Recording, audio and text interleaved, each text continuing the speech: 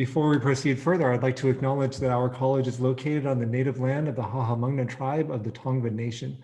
Please take a moment to remember those who came before us.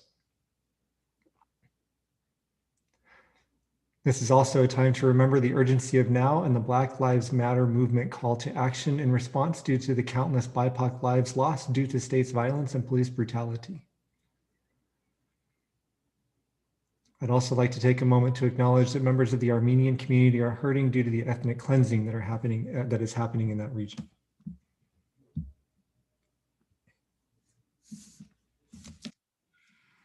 Next up, we have public comment. I do have a public comment. I think I need to read a little script first, though. And so here it is. Pursuant to Executive Order N2920, dated on March 17, 2020, and signed by Governor Gavin Newsom, we're modifying the way the public will participate in academic senate meetings during the fall 2020 semester. Gosh, that was a lot of 20s. As part of its response to the ongoing coronavirus outbreak, the Academic Senate provides members of the general public the opportunity to make comment on agenda items or items not on the agenda. Public comment can be submitted via email to academicsenate@pasadena.edu, and submissions will be read aloud in their entirety at the public meeting. Such submissions must be received prior to the start of the meeting. The guidelines for the time and quantity of public comment remain in effect. The one public comment that I did receive is from Tamika Alexander. I'm going to read it verbatim, and the first sentence will then be a lie. Hi, my name is Tamika Alexander, and I am the Outreach and Transfer Center Director at PCC. I have an update about the outreach work in the community as well as transfer center activities that may be helpful. Is PCC out in the community? The answer is yes. PCC Outreach has been in the schools and the community recruiting for fall 2021 since September. Although schools and community-based organizations are closed for in-person activities, school officials and community groups have partnered with the PCC outreach team to assist prospective students with enrollment.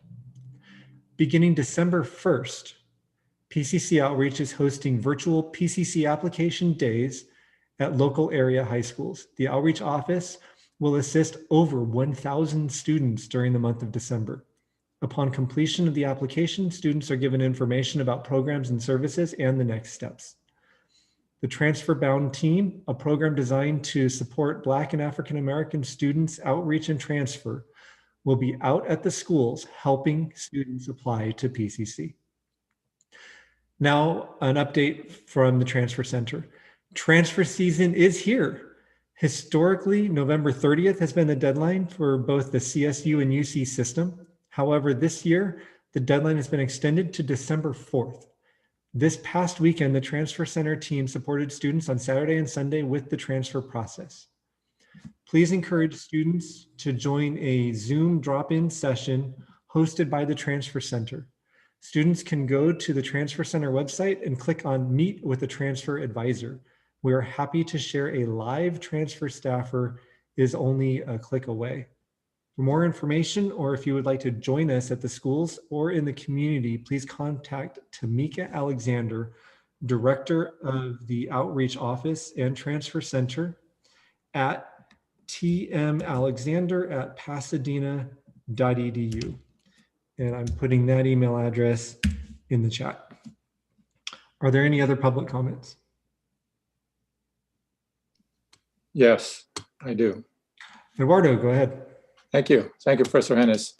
Let me begin by asking for a moment of silence for all the students who are relatives and descendants of the thousands of migrant workers, dreamers, children who have been held in cages at the border, and at the hundreds of immigrants trying to escape oppression and brutality at home who have been killed or denied entry at the border. Thank you. I would also ask for a moment of silence for the thousands of women, Black, brown, and white, students and parents who experience domestic violence every day, and those who are victims of rape and sexual assault and murder at the hands of their abusers. Thank you. I'm asking, I made a request to the board to have a discussion on today's agenda on on having the college hire a Latino success counselor. My request was denied. And so I formally moved to put this issue on the agenda. I would like to discuss this issue with the hopes that we formally adopt a resolution to ask the district to move in this direction. Thank you. So motion has been made to make an addition to the agenda. Or is there a second to the motion?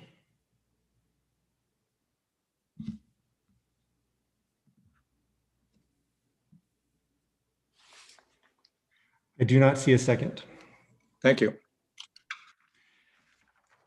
Moving on, we will go to the approval of minutes from November 23rd. Does anybody have any corrections or amendments to make to the minutes from last week's meeting? Bevel. Yes, man, I had a question about the minutes. When a motion is brought forward from a previous meeting, does the minutes have to reflect who made the original motion? They are in the previous meeting's minutes. So Okay.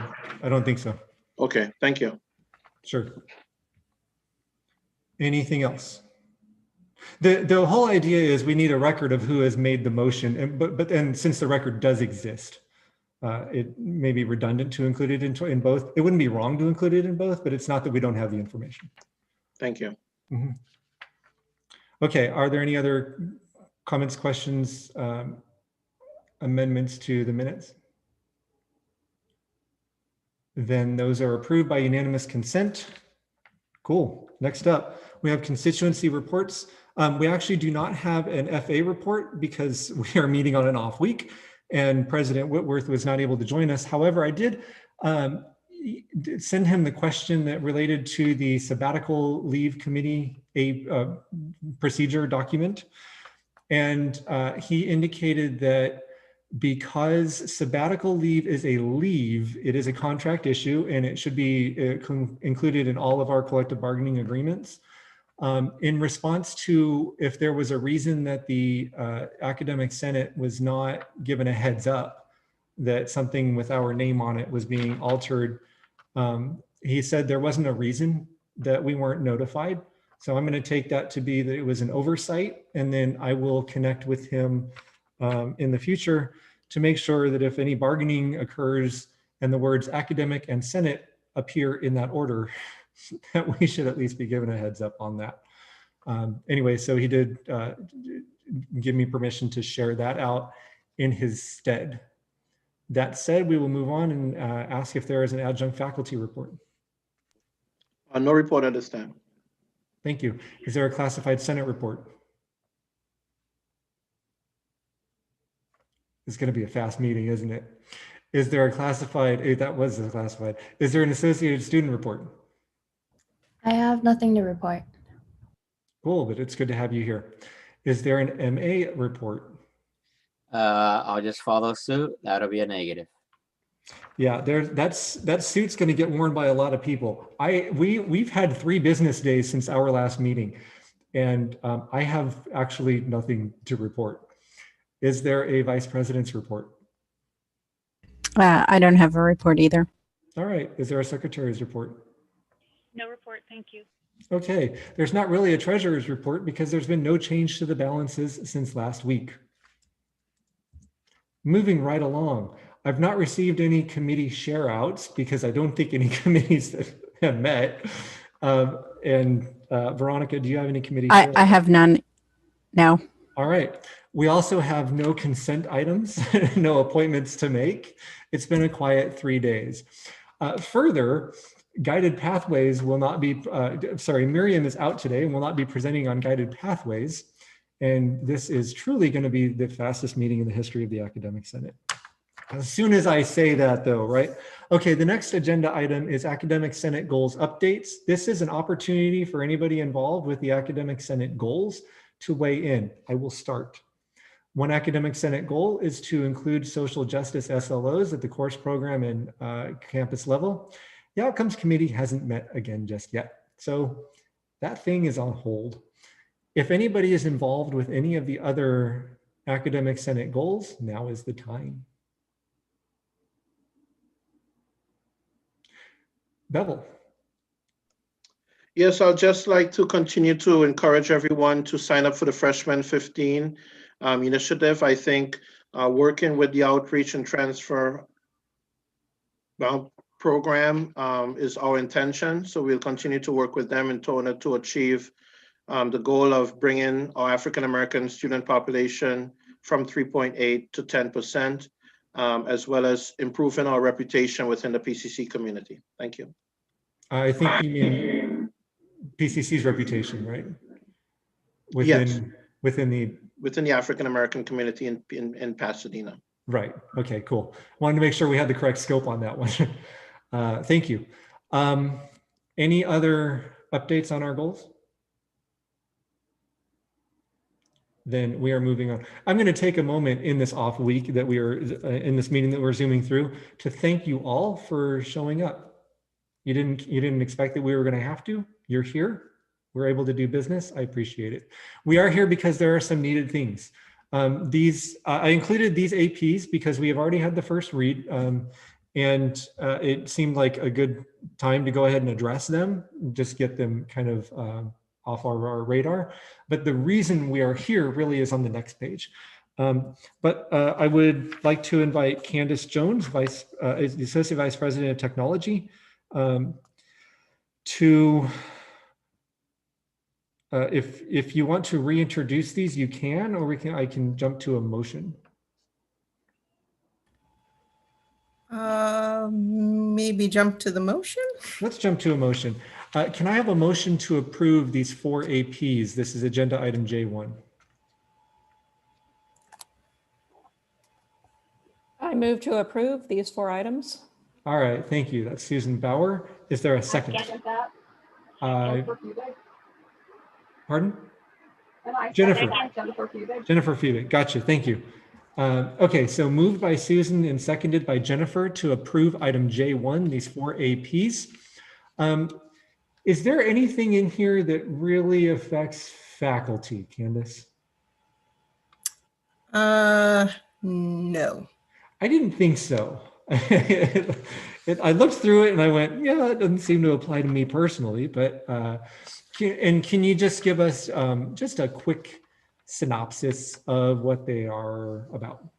Sure. I'll take the first one since it's a little bit different than the other 3. So AP 6450, wireless and cellular telephone use, is to put in place some procedures around outside of office hours, like when we're working on site. So 8 to 5, let's just say our schedule is 8 to 4:30. And there are some staff who require the need of either they're using their personal devices outside of those office hours, or they're receiving an incredible amount of phone calls coming into those devices. And so it gives some criteria around an allocation, like a payroll allocation for that usage, or actually a district provided cell phone device. So that's the first one. And then the other 3, AP 6521, network security, 6522, physical security, and 6523, logging and monitoring. Those procedures are really to help my department be accountable for the industry best practices on each one of those areas. So we normally and do those procedures today. They are just not written down anywhere. So it just sort of keeps us, above board about the types of security and activities we need to be doing to protect district assets. Cool, thank you. Does anybody have any questions, comments, recommendations regarding these APs?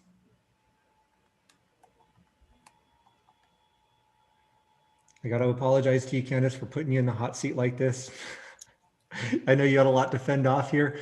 If there is no discussion, then we will go ahead and approve these by unanimous consent unless anybody objects. Is there an objection to so doing? All right, then these are approved by unanimous consent. They're off our plate. Thanks, Candace, I appreciate it. Thank you. While I'm at it, would all the Senate reps please type here into the chat so that I can ensure that we have a record of roll? Although as I say that, I'm looking at Gina and she's probably already written it down, but this way, well, now we have it. Let's move on to the next item here, AP, and this is, again, this is kind of why we're here. AP 4235, credit for prior learning, and AP 4220, standards of scholarship. To be abundantly clear, me and Arlene Reed, excuse me, I and Arlene Reed are the ones who put our hands into AP 4220. And we made, between the two of us, we made two small changes to AP 4220. Number one, we took out FW because nobody uses it here. And we inserted EW because we are using that now. But the major change to AP 4220 was to scoop out all of the references to credit by exam, as they are now contained in AP 4235, credit for prior learning. And so the description there in AP 4235 will not be in conflict with what had been in AP 4220. So what happened last week, Isela came and presented to us. She was kind enough to sit down with Sharisa Mirian and incorporate some changes there. I believe there were 3 changes made to the document. What you received in your packet articulated what those changes were. And it occurs to me that I could do you a favor by showing you the document on the screen while Isela is talking. Speaking of talking, I think I have done enough, and I'm going to kick it over to Isela. Thank you so much, Professor Hennis, and thank you for the feedback that you all offered last Monday. The changes that were made in the document all reflect the questions and feedback that you offered last Monday. And so I can, other than those changes, nothing has been changed, but I can briefly go over the 3 changes that were made.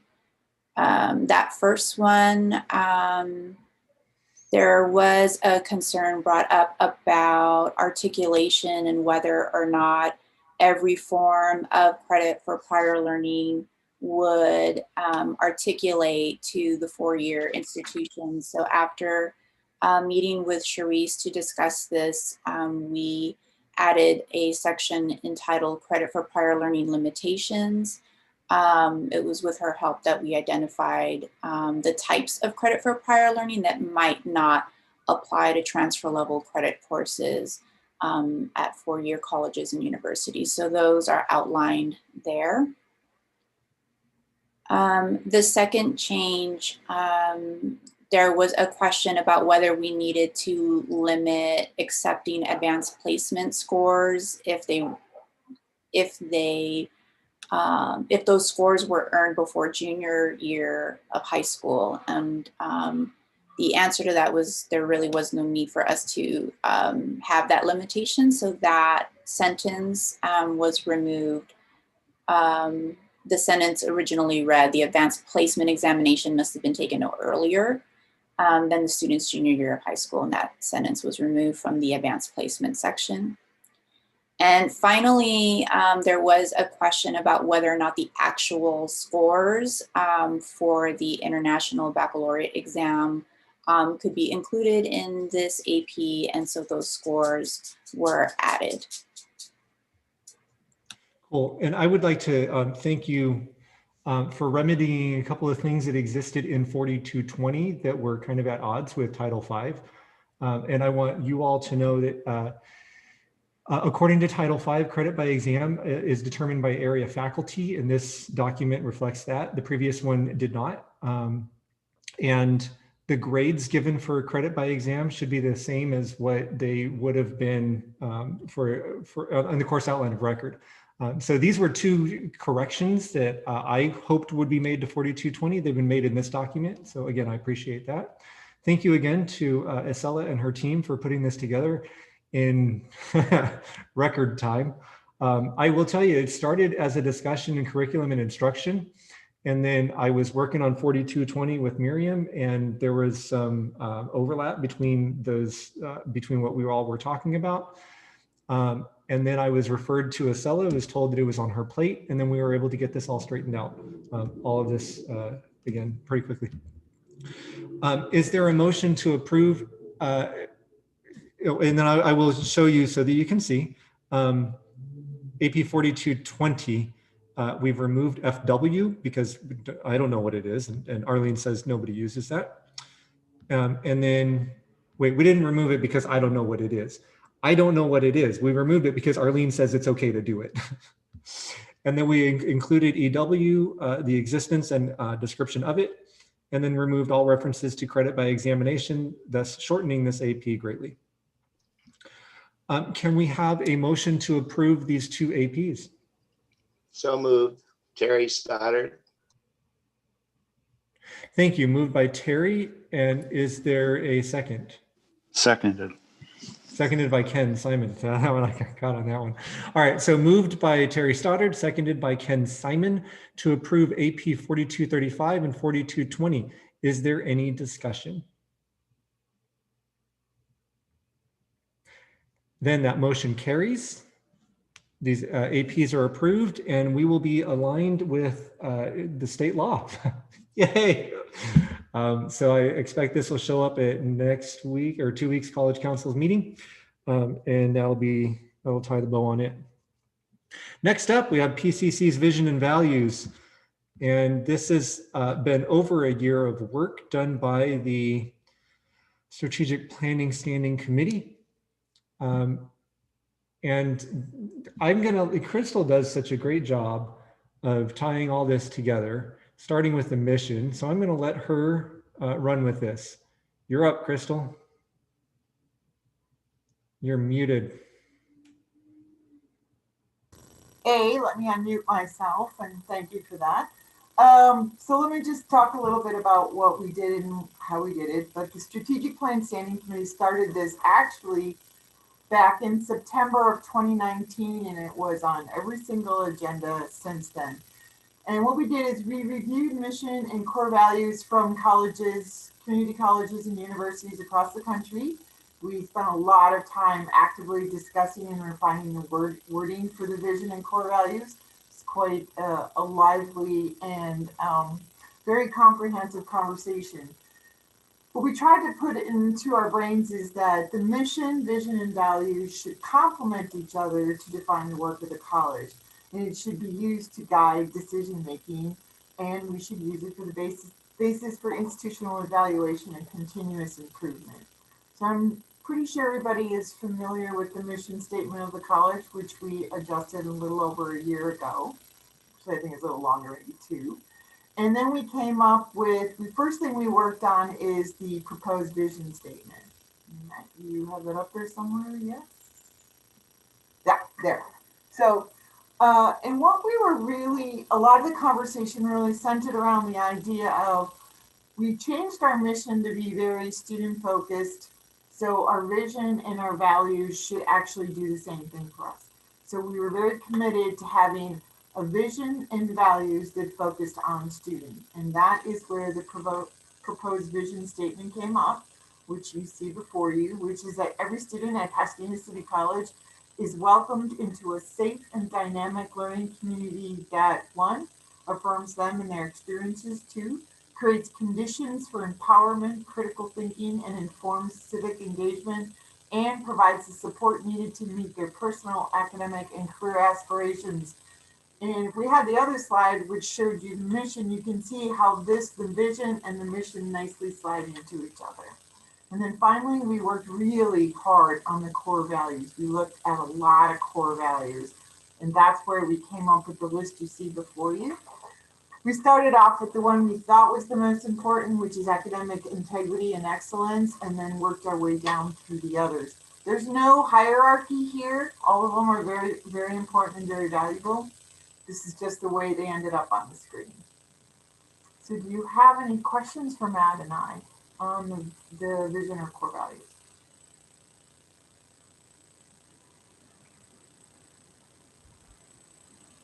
I don't see any hands for this. I do now. Gita.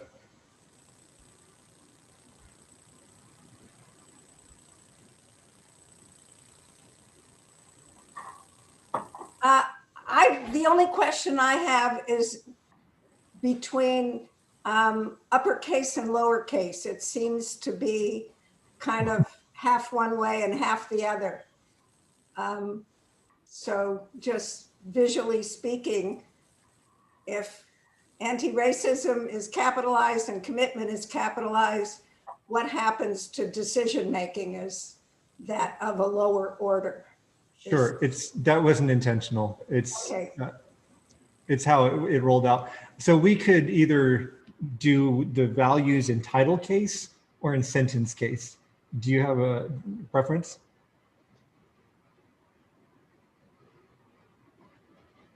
Are you talking to Crystal? I'm talking to anybody who has a preference. I'll tell you what, we will either pick title case or sentence case, and we will be consistent throughout. I kind of dig the title case. I saw one person nod. That means everybody agrees. That's how it works, right? No, there's nothing intentional about that. And we aren't saying that anti-racism is more important than reflection, for instance. So thank you for pointing that out. We'll deal with that.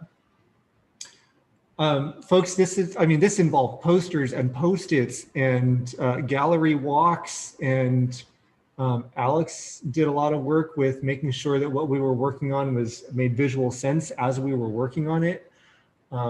It involved looking at other value statements. We went down to like, what form do we want for the value statements? Do we want a word in a paragraph? Do we just want standalone values? And this is where we landed. So since this is a second read, I know the first read was really fast, but you did have a chance to look at it prior to that and in the 3 working days since then. So I'm going to ask for a motion to approve our new vision and values statements.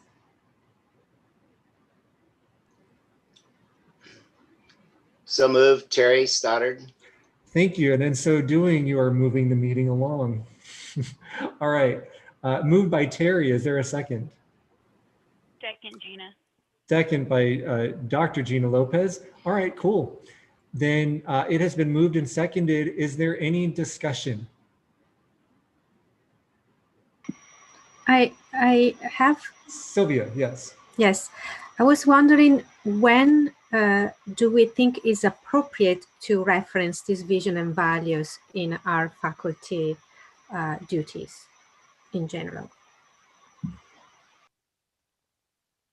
I don't know if she has an answer, but Dr. Bernardo is raising her hand. I would say that it's something that the college keeps, that the actors of the college keep in their minds while they're making decisions. So this is at the policy level. This is at the at the AP and BP level. This is at the decision-making level. But I think it also speaks to what we're doing in the classroom, right? Culturally responsive teaching, a commitment to anti-racism. I would hope that these are things that we're keeping in our minds as we are doing our day-to-day work. So I think it is appropriate to reference these at various levels, from the on the ground in the classroom stuff to annual reports, program reviews, decision-making levels, all of them to different degrees. Would you add anything to that, Crystal? I would just like to thank Sylvia for the question, and Sheila asked me something similar. I think it says a lot about the direction the college is moving in, that the conversation is not anymore, let's just get them in place, but the conversation is now is how are we going to use them to actually move the college forward. So I really appreciate you, Sylvia, bringing that up and asking us to contextualize that, because I think going forward, that is a bigger conversation we are going to need to have, all of us together, about how we do that. So thank you for putting that out. Thank you. Thank you. Okay, Dr. Bernardo. Hi, I'm not sure if anybody mentioned this, but I'm looking at these things and I'm wondering if there are set definitions to things like cultural humility or culturally responsive teaching, because things like social justice may look one way to one person and another way to another person. So are their actual sort of definitions of what we mean by this stated anywhere?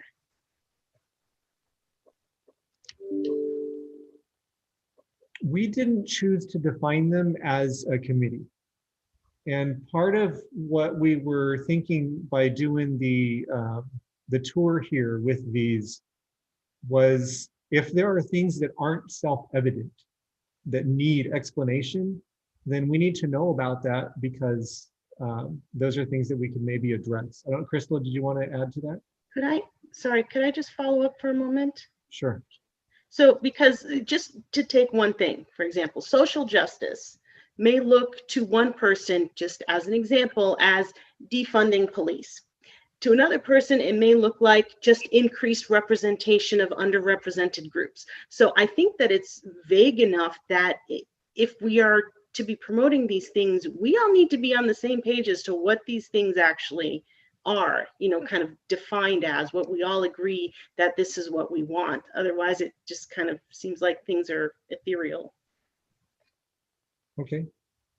Thank you, Dr. Bernardo. That actually is a conversation that the committee had, whether or not we should, define each one out. And this is actually what we were hoping would happen, is that people would engage in helping us to define them out further as we move along. We had a lot of conversation about whether we should have full-length paragraphs for each one that talked about it all, or should we start with this and then work together to do the definition?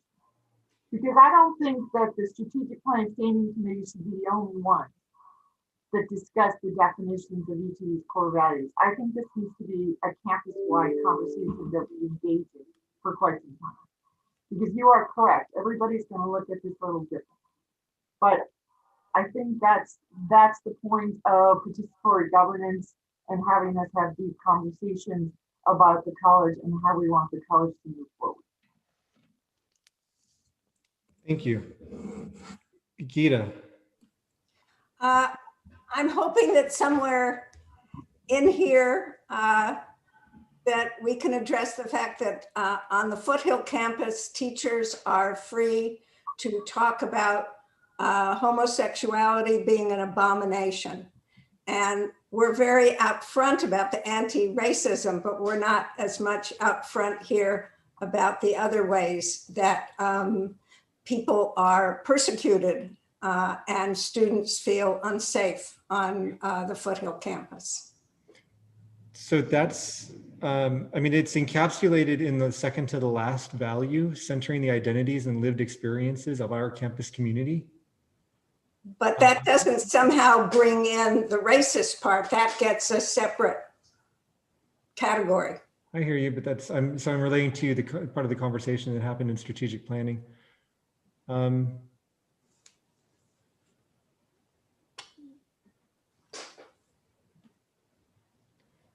So one of the things that I wanted to avoid, and obviously different folks experience a list like this in different ways, was when we started to identify various people groups, it became like I feared that we were going to be exclusive by being inclusive, right?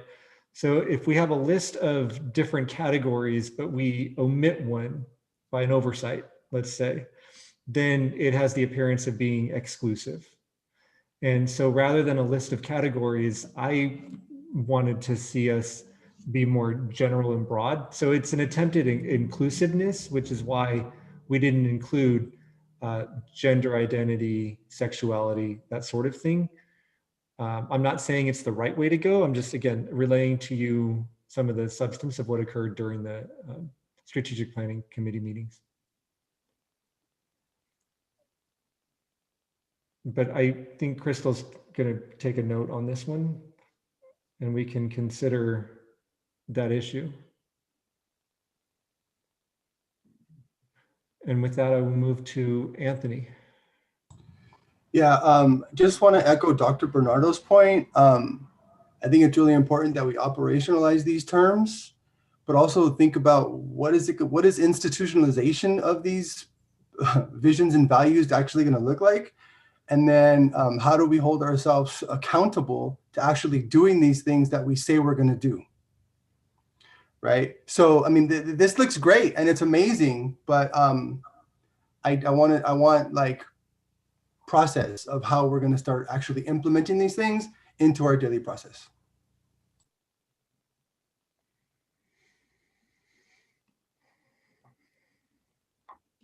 I think it's an excellent question, Anthony. I just think that we as the Strategic Plan Standing Committee are not the ones that should make that decision.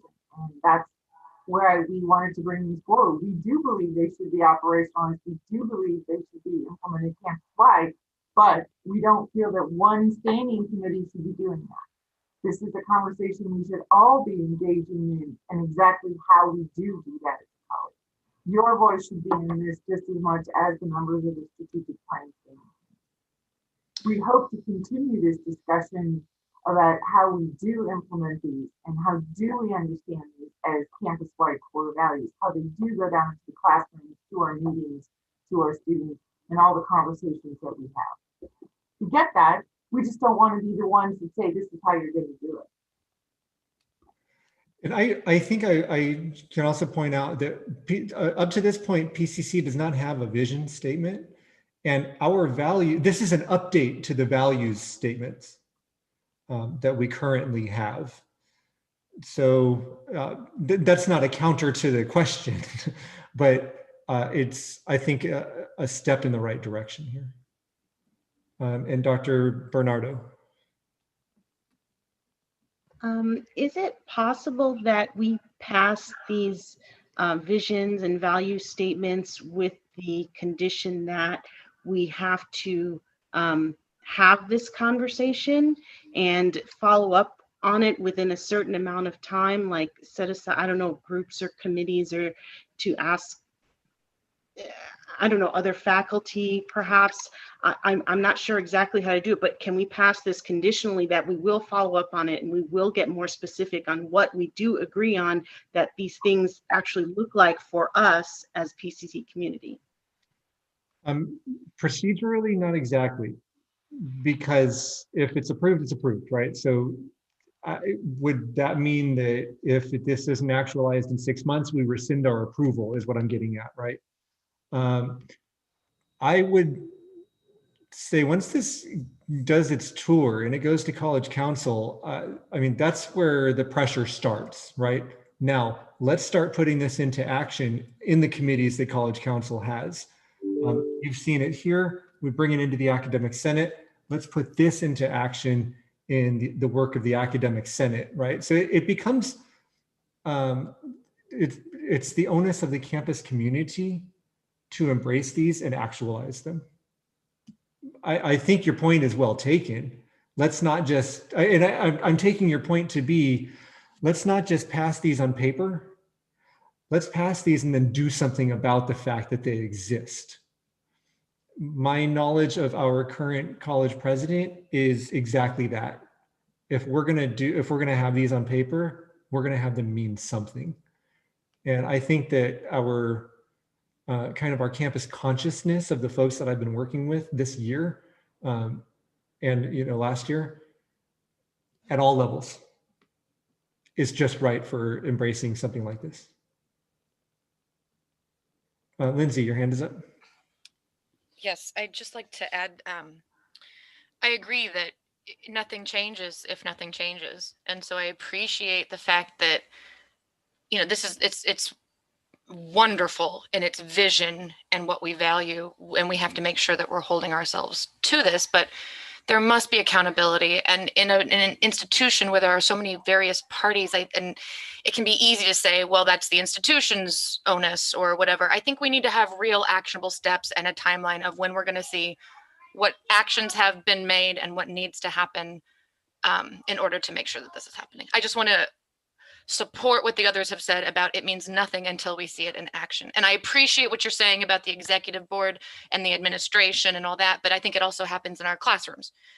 So I think it needs to happen across campus and continually asking ourselves, are we meeting these? How are we meeting them? How far are we off the mark? And what can we do to do better? Thank you. If nobody has an objection, we're going to hear from Dr. Cynthia Olivo, Vice President of Student Services, who would like to weigh in on this. Does anybody have an objection? Then Dr. Olivo, thank you. Hi, thank you, Professor Hennis. And I just wanted to say that the group of people who came up with this, you know, we did spend so much time considering, you know, what would be beneficial to put forward on behalf of the college. And then it would happen exactly as you're doing right now, which is discussing how do we realize this in our actions. And so I'm hoping that you all will support this and pass this today so that as a campus community, we can figure out how we're going to realize this in every part of what we do, whether it's in the classroom or outside of the classroom, supporting our students and one another. Thank you. Thank you. Bevel. Yes, I was just wondering if, in addition to what's stated here under the vision, if there's been any discussion of including a responsibility of increasing ethnic diversity of faculty, staff, and students at PCC within the vision. Because obviously there has been discussion of ethnic diversity within the academic senate, but if we don't see it as part of the college vision, it's difficult for us to achieve our goals. So I was wondering what discussions have been had about ethnic diversity in specifically related to faculty, administrators, staff, and students. So we wrote the vision to be, I mean, it addresses the student experience, which that relates to. A vision is really something that's supposed to exist for a long time. We're talking more than 10 years. It should be, you know, kind of aspirational, but attainable. But it's something that guides what we do. And it's the reason for the things that we do. What you're talking about seems to me to be a strategy for achieving a goal. I mean, it's a goal in and of itself, but we don't want diversity in our faculty and administrators for the sake of having diversity. You know what I mean? We want diversity among our faculty, staff, and administrators because of the student experience, right? So because for the staff and student experience, right? But it's not diversity for the sake of diversity. Yep. If that makes any sense. Yes. So would the committee, would they be open to adding a statement of increasing ethnic diversity within the vision? I think what Matt just laid out for you is that that would be a definitive strategy to helping us meet our vision statement. That's how we would provide this, you know, a safe environment, a dynamic learning community, if we do diversify our faculty, staff, administration, and students. That's the strategy we would use. And I guess what I'm trying to get across is like the vision is really 30,000 foot level. Diversity, or maybe 100,000 foot level. Increasing diversity is more boots on the ground. An analogy could be made to like course level SLOs versus program level SLOs, or student performance objectives versus student learning outcomes, right? They're at a different hierarchical level. Dr. Bernardo, I believe we have heard from you twice, but I'm not about to be exclusive on an item like this, so go ahead. I'm just wondering if it might be more toward what Professor Constantine was mentioning, including something about diversity in particular here. If maybe one of the items were reworded to say affirms them and the entire spectrum of their lived human experiences, which could mean racial, it could mean ethnic, it could be language, it could be LGBTQ, it could be all of these things. So we're acknowledging that there is a spectrum and we accept the entire the entirety. And so that would include diversity and everything else. That's what I'm just trying to figure that out. Thank you. I made a note of that.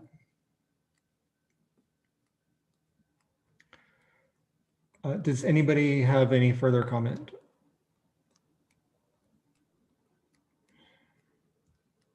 Okay, Anthony. Sorry, just clarification. So is there a committee? I mean, obviously there's a committee that puts this together, but are there ways for folks to potentially join this committee so that we can also potentially be be in this and make sure that, or just to see how it moves forward? The committee currently does have a full roster, but I can bring to you continued reports on what the committee does. And if an opening should pop up, I will let you know. Is it possible to know who the committee members are, just out of curiosity? Oh, sure. If you go to the College Council website and you click on their committees, strategic planning, you will see the roster. There are maybe like 20 or 25 people on it. But yeah, I would, from the PCC search bar, I would type in College Council or even strategic planning standing committee. So absolutely, the membership of all College Council and Academic Senate subcommittees are publicized on our website.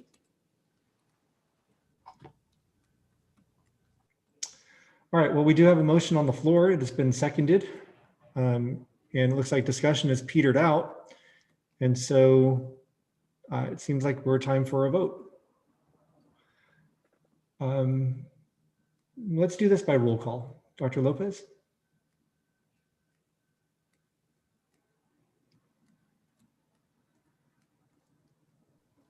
Okay.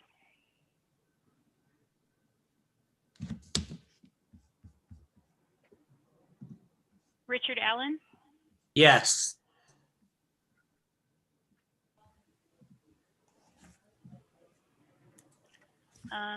Susan Bauer, Yes. Eduardo Cairo,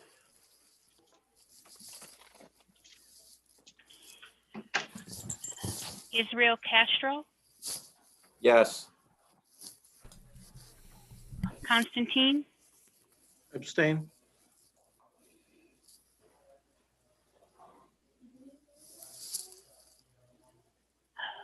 Indoor, Yes. Feebig, Yes. Foster, Yes. Francoso,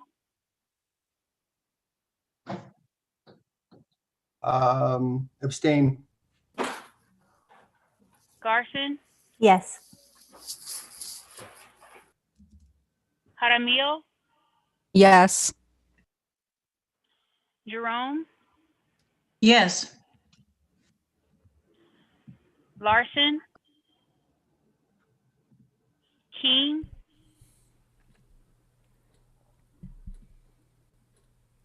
Keen, Leon, Yes. Lopez, abstain. Luck, Yes. Nordstrom, Yes. O'Leary, Pierce, Yes. Ragon, Yes. Rodriguez, Rose, Yes. Ruiz, Yes. Seropian,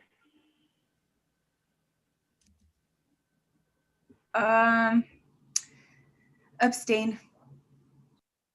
Simon, Yes. Stevens, Abstain. Steffens, sorry. Abstain. Sorry, Carmen. You had it right the first time. Thank you. You're welcome, girl. Stoddard, Yes. Swaminathan, Yes. Vendresco, Yes. Walker, Abstain. Wilbur, Winter, Bernardo. Yes. Thank you. Was that The everybody? yeses have it, yes. All right, that motion carries. We have vision and values. Thank you, Crystal. Susan. Oh, Susan Bauer. Yeah, I was just going to add that we have a natural sciences rep, Rusty Fiore, who is here in case he wanted to place a vote. An alternate. Okay. Yeah. My mistake. Russ. I'm Thanks, sorry. Susan. Gina, Yes. did you want to call Russ's name? DeFiore. Yes. Thank you. Thank you. The yeses have it. And the motion still carries. Okay, cool. Then we are on to the next thing, and that is resolution 20.6. And so this is a leftover. I think we had this, we talked about this for 3 meetings, and then somebody finally moved that the executive committee come up with a resolution. And so I will leave you to the whereases, but the resolves are resolved that the Academic Senate of the Pasadena Area Community College District recommends that instructors adopt a cameras optional policy during synchronous online class sessions. Resolved that if faculty must require students to use webcams, they do so only to the extent necessary, and that they allow students to turn off their webcams and mute audio unless needed.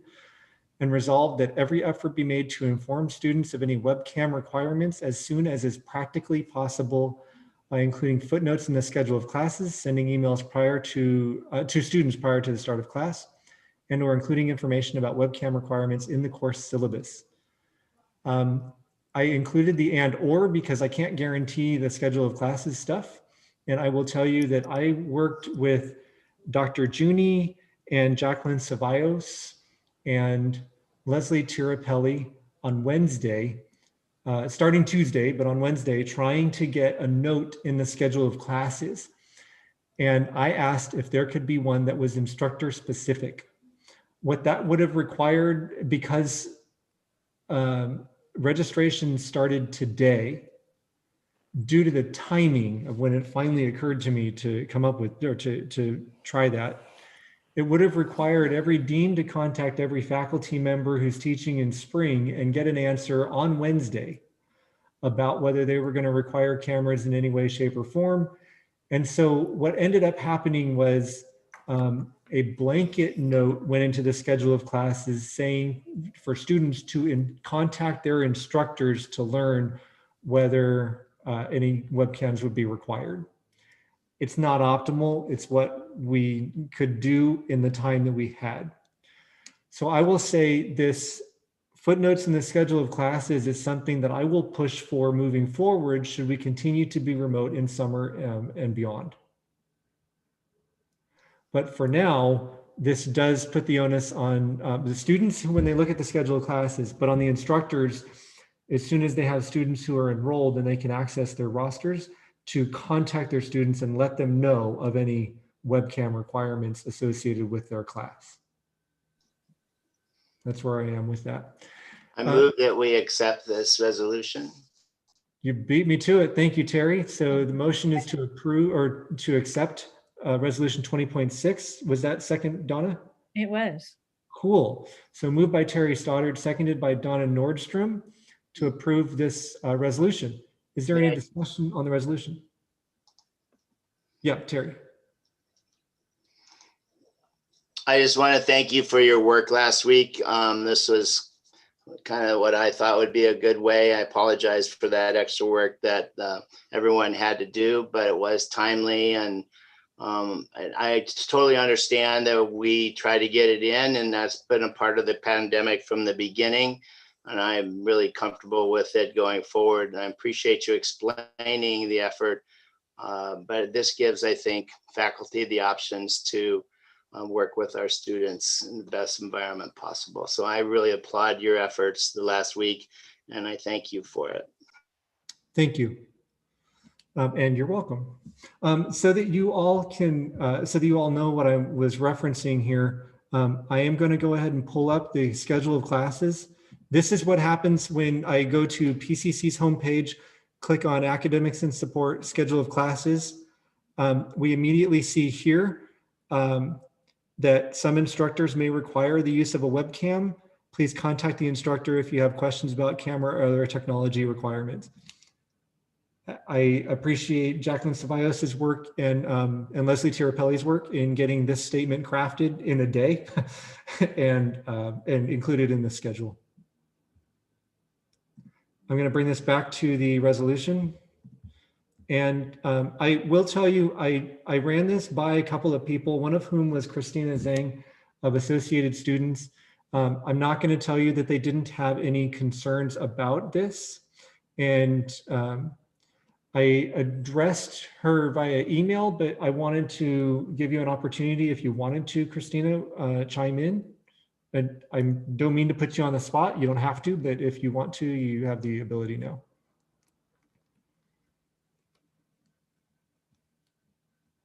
She may have stepped away. The concern was that this still makes it, or it still reads as though instructors can continue to require webcams. And my response was, academic freedom says that I can't, the Academic Senate cannot tell them they can't. It's not within the authority of the Academic Senate to tell folks not to use a webcam. So that was one of the concerns. What I got by reading that was they would prefer that there be a policy stating that teachers cannot require webcam use. That's my inference, but that would overstep for us. Is there any further discussion on this resolution?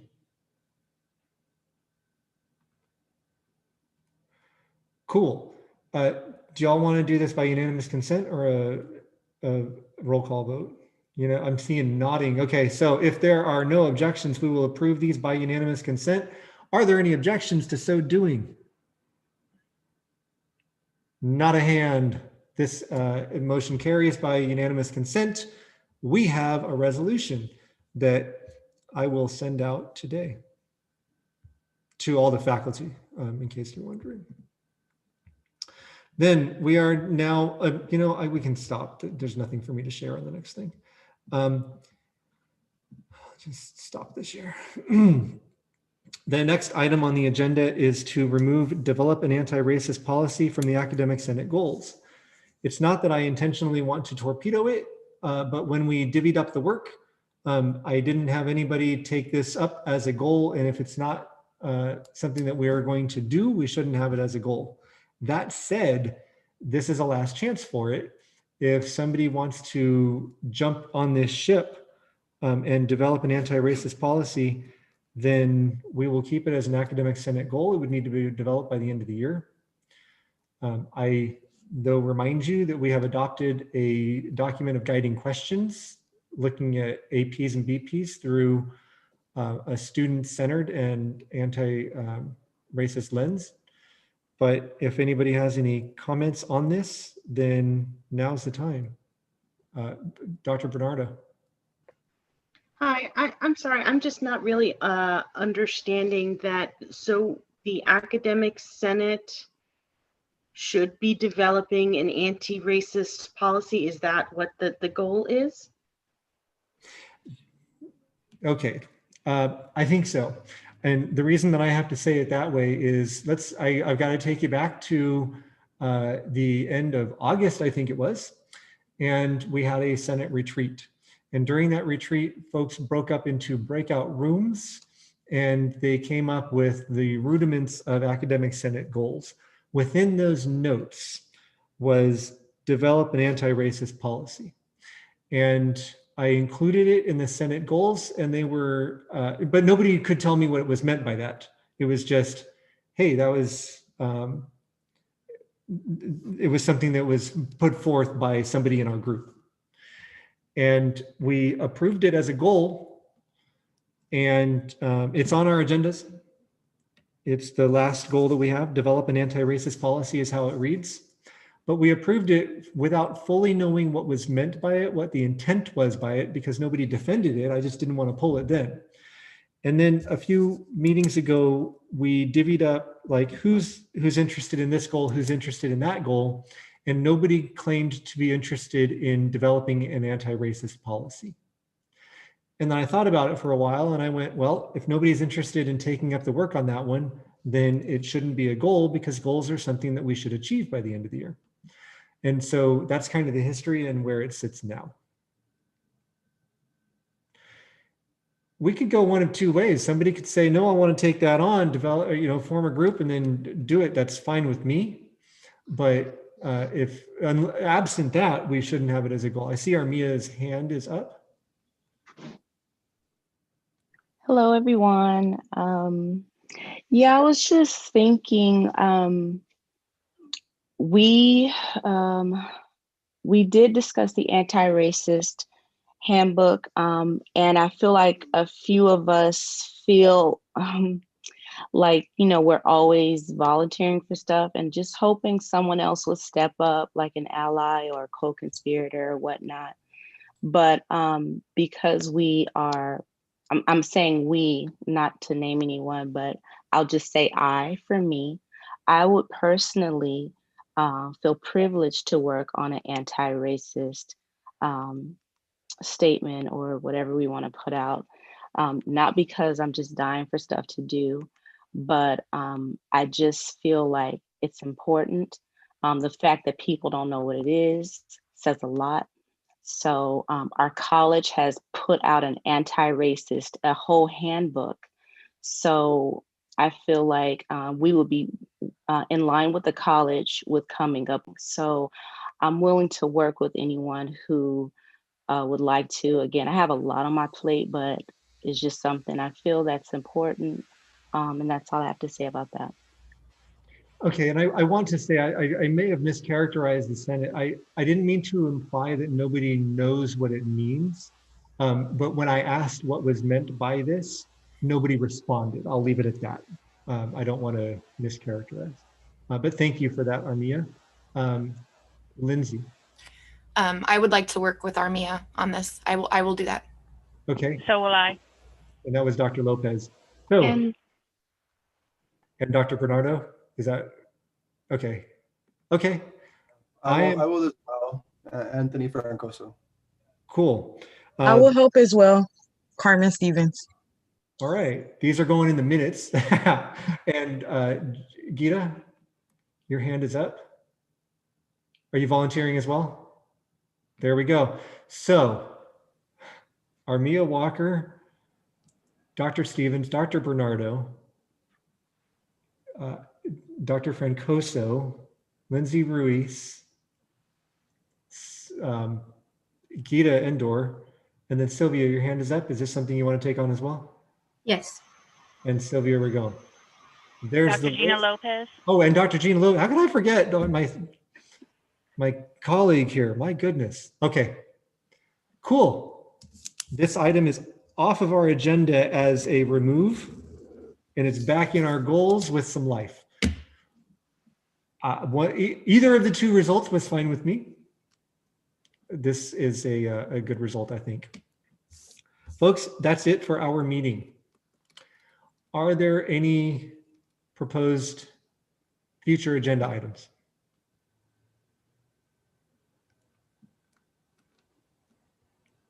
All right. Are there any announcements?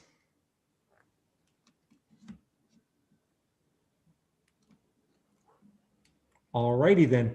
Folks, it's the week before finals. I wish you and your students all the best going into finals week. I wish you a restful / productive, take your pick, winter break. Thank you all for your time. I really appreciate your being here, for your participation. And I will say, just because I can keep talking and you can leave or not, that I have appreciated the involvement that I've seen in academic senate meetings this semester. We're hearing from various voices. Folks are chiming in. We have some good conversation going, some debates, and I really appreciate it. I don't think that the Academic Senate should just be a docile body that lets everything by them. And you haven't been, and I really hope to see the same moving forward. To the question who's been asked privately in the chat, this is the last meeting of the semester. We will convene again, I want to say February, I don't remember. But the meeting dates are on the Academic Senate website. We are off for winter. We're going to officially recess for the winter until the next Academic Senate meeting. And what that means as far as y'all are concerned is really probably nothing, but if decisions have to be made on behalf of the Academic Senate, then the executive committee will do so and then review those actions with you during the first, when we convene again. It happens rarely, but that's where we sit now. Folks, we are adjourned.